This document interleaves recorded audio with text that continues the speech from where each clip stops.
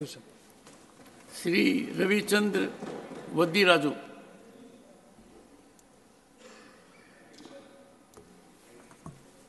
Thank you sir. मैं तेलुगु में बात करना चाहता हूँ। Thank you chairman sir. Retirement farewell దాంట్లో అవకాశం కల్పించినందుకు ముందుగా పెద్దల సభగా పిలువబడే రాజ్యసభకు నన్ను ఎంపిక చేసి మీ అందరి మధ్య నాకు తెలంగాణ వాణి వినిపించేందుకు అవకాశం ఇచ్చిన తెలంగాణ తొలి ముఖ్యమంత్రి బీఆర్ఎస్ పార్టీ అధినేత జననేత తెలంగాణ ప్రజల హృదయాల్లో చిరస్థాయిలో నిలిచే మాన్యులు శ్రీ కల్వకుంట్ల చంద్రశేఖరరావు గారికి నా హృదయపూర్వక ధన్యవాదాలు తెలుపుకుంటున్నాను.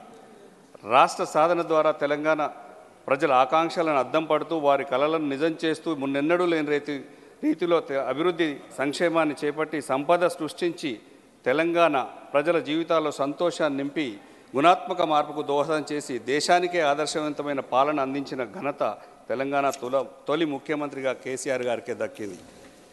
నాకు ఈ 20 నెలల సమయంలో మీరు ఇచ్చిన చేయూత అవకాశం నాకు పాత పార్లమెంట్ భవనంతో పాటు కొత్త పార్లమెంట్ భవనంలో కూర్చోవడమే కాకుండా రాష్ట్రపతి ఎన్నిక మరియు ఉపరాష్ట్రపతి ఎన్నికల్లో కూడా కలిసే ఓటు వేసుకునే అదృష్టంగా భావిస్తున్నాను. నేను మహిళా రిజర్వేషన్ బిల్లులో తెలంగాణ తరఫున నాకు అవకాశం కల్పించినటువంటి మా కేశవరావు గారికి, సురేష్ రెడ్డి గారికి ధన్యవాదాలు తెలుపుకుంటూ ఈ బిల్లు త్వరలో పాస్ కావాలని చెప్పేసి కేసీఆర్ గారు ఆలోచన. ఇది జూన్ 2014 తెలంగాణ తొలి సమావేశం జూన్ 12వ తారీఖు నాడే బీసీ రిజర్వేషన్ బిల్లు కూడా ఆమోదింపజేసి ఇక్కడికి పంపించినటువంటి కేసీఆర్ గారికి నిజంగా ధన్యవాదాలు తెలుపుతున్నాం. ఈ మహిళా బిల్లు పాస్ కావాలంటే కులగణన చేసి బీసీ బిల్లులు పాస్ చేస్తేనే ఇది సాధ్యమవుతుందని చెప్పి మీరు మరొకసారి గుర్తు చేసుకుంటూ నాకు ఈ అవకాశం పెట్రోలియం అండ్ నేచురల్ గ్యాస్ కమిటీలో కూడా మెంబర్గా అవకాశం ఇచ్చిన మీకు దాని ద్వారా కొన్ని సమస్యలు సాల్వ్ చేసుకోవడం జరిగింది.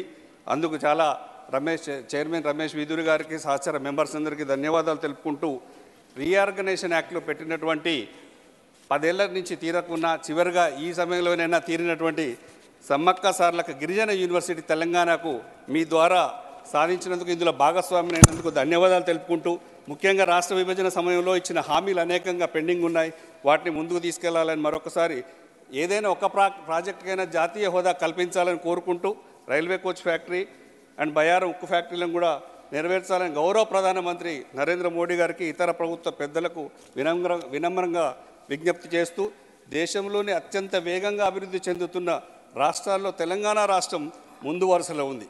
అలాంటి రాష్ట్రానికి కేంద్రం తగిన స్థాయిలో చేయూతను అందించాల్సిన అవసరం ఎంతైనా ఉందని చెప్పి కోరుకుంటూ ఇంత మంచి అవకాశం కల్పించినటువంటి నన్ను ఈ చారిత్రక సందర్భంలో భాగస్వామిని చేస్తూ అవకాశం కల్పించిన మా అధినేత కేసీఆర్ గారికి మరోసారి ధన్యవాదాలు తెలుపుకుంటూ ఇన్నాళ్ళు సహకరించిన పెద్దలు చైర్మన్ మీరు, ఫార్మర్ చైర్మన్ వెంకయ్య నాయుడు గారు అందరికీ కూడా నా తోటి సహచర సభ్యులందరికీ కూడా హృదయపూర్వక ధన్యవాదాలు తెలుపుకుంటూ రిటైర్మెంట్ అయ్యే వారి సభ్యులందరూ మళ్ళీ రావాలని, నేను కూడా వీలైతే అవకాశం ఇస్తే మరొకసారి రావాలని మనస్ఫూర్తిగా కోరుకుంటూ ఇన్నాళ్ళు సహకరించిన అందరికీ ధన్యవాదాలు తెలుపుకుంటూ సెలవు తీసుకుంటున్నాను. జై హింద్, జై తెలంగాణ.